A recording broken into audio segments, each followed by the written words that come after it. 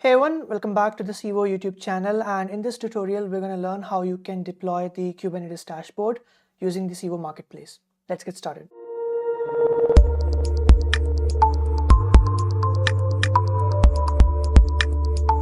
Kubernetes dashboard is the official Kubernetes web-based interface for deploying applications and working with your clusters, managing your clusters, so on and so forth. It displays all the running workloads and provides a detailed view of your running applications. Individual Kubernetes resources like deployments and replicas, all sorts of things can be created, edited, modified, deleted using the dashboard itself. So for this tutorial, the prerequisites include having a Civo account. You can go to civo.com and sign up. You'll get $250 worth of free credit.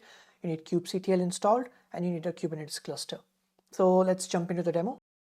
If you already have a Kubernetes cluster created, so you can also use the Civo CLI to add in applications from the marketplace using the command that you can see on the screen. Now, to access the cluster, we must obtain the bearer token for the admin service account. If you have an existing cluster running, then you can install the applications after that as well. You can go to the marketplace, management, Kubernetes dashboard, install application. And now here we can see that the Kubernetes dashboard is installed. Now, in order to access the cluster, you must obtain the bearer token for the admin service account. You can do that using this command kubectl-n for the Kubernetes dashboard namespace, describe secret admin user token, grep token. Once you have gotten your token, you can use the command kubectl proxy and it's going to start the server on your local system. You can access the dashboard on this URL, and here you can see that it's asking you for the token, or you can also add in the kubeconfig file. So I'm going to add in my token here and just sign in. And that's it. Now we're in the dashboard. So you can check out all the workloads like your deployments, your pods. You can create resources if you want. And you can see all the usage for like your CPU, memory, and individual deployments. You can check those out and check out all the, the conditions, all sorts of like information around the pods. So all the basic stuff, then your services, right? Your egresses, your storage, your secrets, so you can see over here, and for your cluster as well, like the events, the namespaces that you have, and custom resource definitions.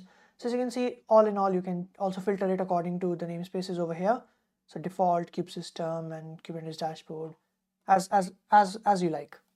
Pretty cool. For cluster nodes here, you can check out the metadata, the resource information, the allocation, the conditions, pods that are running on this node, and as we have two nodes over here, and how much CPU and memory are being consumed, that is also available over here. So a lot of information is provided. You can click on this plus button and you can create your own,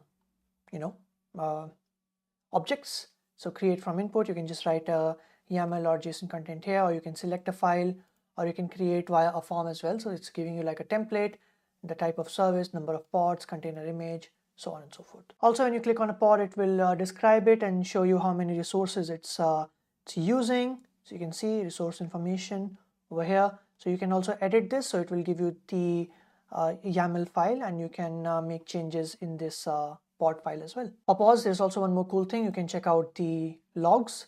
So you can check out logs from this container in this pod. Well, that was it about this tutorial. Pretty easy to set up using the Civo Marketplace.